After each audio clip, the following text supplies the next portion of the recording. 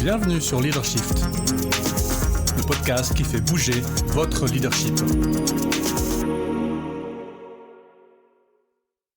Bonjour, c'est Vincent.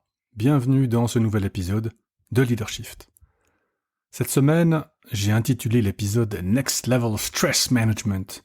Alors c'est pas pour faire du clickbait, pour vous faire absolument écouter l'épisode, mais c'est parce que c'est vraiment du next level stress management. Vous verrez tout de suite pourquoi. Les niveaux de stress, les burn-out, c'est un sujet de préoccupation pour beaucoup de chefs d'équipe, beaucoup d'entreprises, beaucoup de RH. Les absentéismes montent, c'est compliqué, les gens sont absents, on a déjà pas assez de monde en interne, encore en plus les gens sont absents. Tout cela est compliqué. Donc beaucoup d'efforts sont faits, beaucoup de prévention aussi est faite pour diminuer le coût des troubles psychosociaux. Petit rappel, un trouble psychosocial, c'est la résultante d'un risque psychosocial, donc RPS, TPS. Dans les risques psychosociaux, on trouve les violences externes, comme les insultes, les menaces, les agressions, les incivilités, en particulier de la part des clients et des fournisseurs. Il y a dans les RPS le stress, donc le déséquilibre entre les contraintes et les ressources. Et puis on a au niveau RPS, enfin, les violences internes, donc tout ce qui est harcèlement moral ou sexuel, les conflits, etc. Donc, 3 types de RPS qui donnent toute une série de troubles psychosociaux, dont les maladies vasculaires et musculo-squelettiques, les maux de dos, etc., etc. Dépression, anxiété, burn-out, voire suicide. Donc, beaucoup d'efforts de prévention sont faits, on met en place des dispositifs de personnes de confiance, par exemple. Si vous avez besoin d'un dispositif PCE, vous savez où vous adresser, info@coapta.ch. Les entreprises mettent en place des choses, des lignes, de la formation, etc., etc. Et pourtant, ça baisse pas vraiment. En fait, les chiffres, les déclarations des gens, si vous lisez, par exemple, Swiss Job Index, ou il y a une institution suisse, j'ai oublié le nom maintenant, qui fait un questionnaire chaque année pour essayer de mesurer le niveau de stress des collaborateurs et des collaboratrices qui travaillent en Suisse. Il n'y a pas de différence significative, et pourtant beaucoup d'efforts sont faits. Alors je suis par hasard tombé sur un article de McKinsey, un gars qui a écrit un bouquin sur les microstress. Mais avant de vous en parler plus avant, je vais faire un parallèle avec la gestion des accidents en entreprise, la gestion EHS, Environment, Health and Safety, comme on dit en français. Et il y a une vingtaine d'années, quand j'étais en France, donc en France, ça peut donner il y a une responsabilité pénale de l'employeur quand il y a des accidents mortels. Et donc, évidemment, une grande partie des entreprises avaient des personnes qui s'occupaient de la sécurité. Et évidemment, le premier objectif, c'est de diminuer les accidents mortels, parce que on veut éviter ça pour plein de raisons absolument évidentes. Et en fait, au début de l'activité de ces personnes, on notait un échec des stratégies directes. Ça veut dire que si on essayait de diminuer les accidents mortels, ça ne marchait pas en fait. Pourquoi ? Par exemple, imaginez, on met, des lignes jaunes devant les machines pour que les personnes soient attentives, pour qu'elles se fassent pas happer ou qu'il n'y ait pas des choses qui leur tombent sur la tête, et ça marche pas. Il y a une diminution, mais c'est pas suffisant. On peut pas arriver au risque zéro d'accident mortel. Bon. Et en fait, on s'est aperçu qu'il fallait adopter des stratégies indirectes. Ça veut dire non pas travailler sur les accidents mortels, mais sur autre chose. Je me souviens, ça m'avait vraiment marqué. La personne qui nous parlait de ça disait c'est comme une pyramide. Vous voyez, tout en haut, il y a l'accident mortel. Alors on voit que celui-là, mais le problème c'est qu'il faut travailler sur l'ensemble de la pyramide. Alors qu'est-ce qu'il y a en dessous ? Vous avez tout en haut les accidents mortels. En dessous, vous avez les accidents non mortels mais avec arrêt, par exemple certificat médical. En dessous, vous avez les accidents sans arrêt.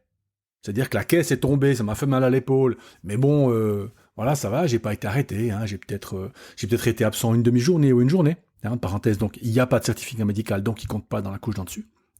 Et puis, on a commencé à travailler là-dessus. Alors on a mis du reporting, évidemment, alors ça commence par reporting, il faut mesurer, donc on a fait mesurer les accidents, alors mortel c'est facile, accident avec arrêt c'est facile aussi parce qu'on a les certificats médicaux, on a demandé aux gens de mesurer les accidents sans arrêt aussi, et ça diminuait, mais pas encore complètement jusqu'au bout. Et on s'est aperçu, en fait, que ce sur quoi il fallait travailler le plus, c'est la base de la pyramide. Mais il y a quoi ? On a fait tous les accidents. accident mortel, en dessous accident avec arrêt, en dessous accident sans arrêt, qu'est-ce qu'on va faire? Eh bien, il faut travailler sur les presque accidents. Ah oui, parce que le presque accident, c'est l'accident qu'on ne mesure pas, mais où il y a un risque.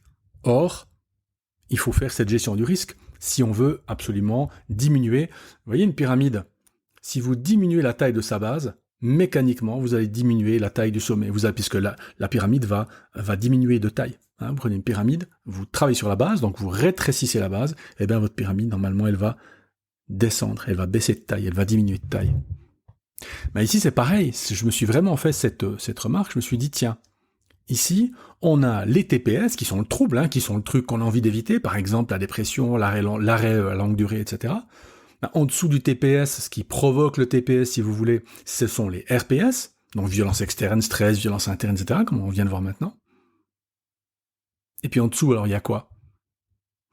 Pour ce qui concerne le stress, en dessous, il y a les micro-stress. Et si on travaille sur ces micro-stress, alors on va réussir à diminuer les problématiques de RPS, donc de TPS. Alors, il faudrait faire le même travail avec les violences internes et externes, ce que la personne dans l'article n'a pas fait. C'est moi qui fais le parallèle, c'est pas elle qui le fait. Donc on va regarder qu'est-ce que c'est cette idée de micro-stress.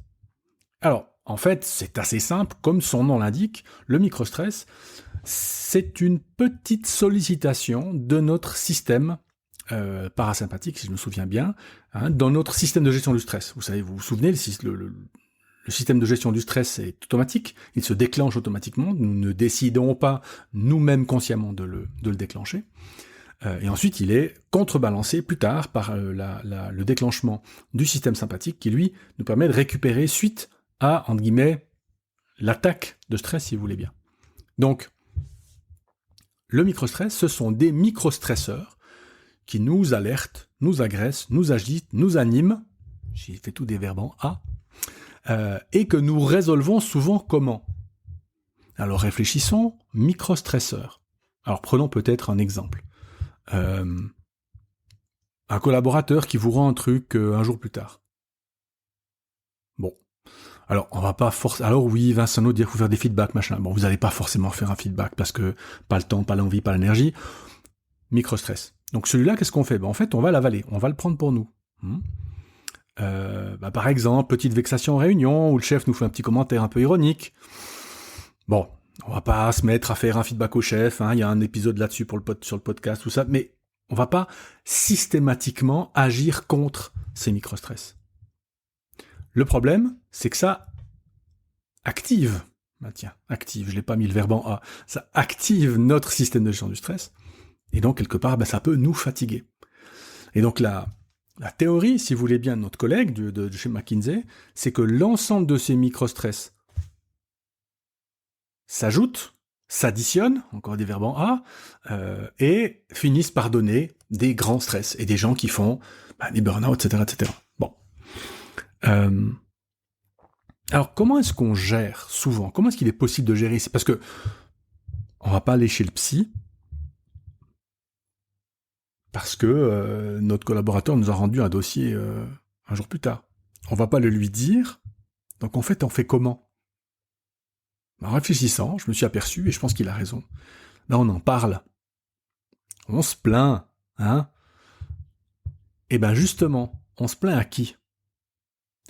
Et donc, nous résolvons souvent ces microstress par la parole, et donc, pour le faire avec la parole, il faut qu'on ait des relations. Et donc on pourrait dire que la gestion principale de ces microstress se fait par les relations. Et on l'a bien vu pendant la Covid-19, les problèmes, les TPS ont augmenté de manière vertigineuse parce que les gens n'avaient plus. On parlait souvent des conversations de la machine à café. Et vous voyez qu'on peut donner à la conversation de la machine à café une importance concrète. Ça permet aux gens de dire les petites frustrations, qui du coup sont nettoyées, et qui du coup empêchent plus tard d'avoir une accumulation. Alors, je vous donne un exemple qui donne, je vous lis une traduction de l'exemple que l'auteur donne dans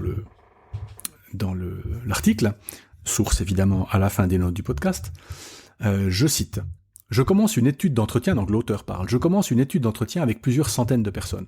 Le tout premier sujet était un cadre du secteur des sciences de la vie à Londres.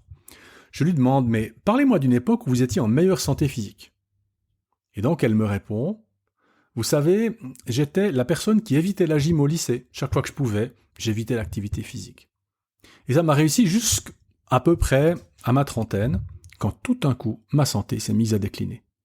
En gros, c'est ce qu'on voit, parenthèse du gars, qui dit, c'est ce qui ressort de toutes les statistiques. Lorsque la vie et le travail s'accélèrent, les gens commencent à s'éloigner des groupes qui les maintiennent en bonne santé de différentes manières. Retenez bien, c'est la phrase clé. Les gens commencent à s'éloigner des groupes qui les maintiennent en bonne santé de différentes manières. Et il continue son histoire. Mais cette femme a commencé à se promener dans un parc à l'extérieur de son appartement à Londres. Puis plus elle faisait, plus elle a commencé à rencontrer d'autres personnes qui évidemment marchaient en même temps qu'elle. Ils ont commencé à parler, puis à prolonger la marche. Ils sont passés à un jogging lent, puis à une course de charité.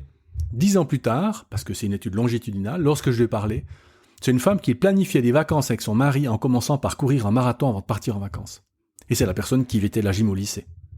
Mais le véritable effet a été de la placer dans un contexte d'autres personnes très différentes les unes des autres. Elle passe du temps avec un postier, un responsable informatique. Ils ont des conversations approfondies.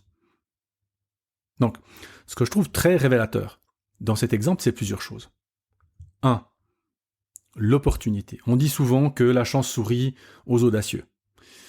Je suis pas tout à fait d'accord avec le mot chance et le mot audacieux, mais ce qui est sûr, c'est que si cette femme était restée chez elle et qu'elle n'avait jamais marché pendant plusieurs semaines, voire plusieurs mois, elle n'aurait jamais rencontré le groupe qui, etc., etc. Donc il y a clairement une question de provoquer des opportunités. La deuxième chose, c'est l'aspect social du groupe qui nous motive à faire, qui nous motive à avancer. Ah ben tiens, j'ai pas envie ce soir, mais je sais que Joseph m'attend pour aller marcher, courir, faire je sais pas quoi, donc j'y vais quand même. Puis la troisième chose qu'il mentionne en passant à la fin, c'est la diversité des groupes. Parce que quand vous allez marcher, vous n'allez pas dans votre country club, ou vous n'allez pas jouer au golf avec que des gens comme vous, ou vous n'allez pas... Vous voyez, on a des gens différents, qui ont des perspectives différentes. D'ailleurs. Et ça permet de construire des relations autres que celles qu'on peut avoir au boulot. Donc, pour moi, ce que je trouve intéressant dans cette idée de next level stress management, c'est que oui, vous faites votre méditation, oui, vous mangez correctement, oui, vous dormez bien, oui, vous parlez de temps en temps à un psy ou à un coach, etc. Mais, plutôt, 1. Conservez de bonnes relations avec quelques personnes clés avec lesquelles vous pouvez aller boire un café de temps en temps et vous plaindre et raconter ce qui vous arrive. Et 2. Développer un réseau de personnes de confiance si vous l'avez perdu, si vous l'avez plus. Et utilisez ces moments-là pour parler de ces micro-stress. Et d'après l'auteur, eh bien, si vous faites ça, alors vous devriez avoir moins de risques de tomber en trouble psychosocial. Voilà. J'espère que cet épisode vous a plu. Je vous dis à la semaine prochaine. Ciao.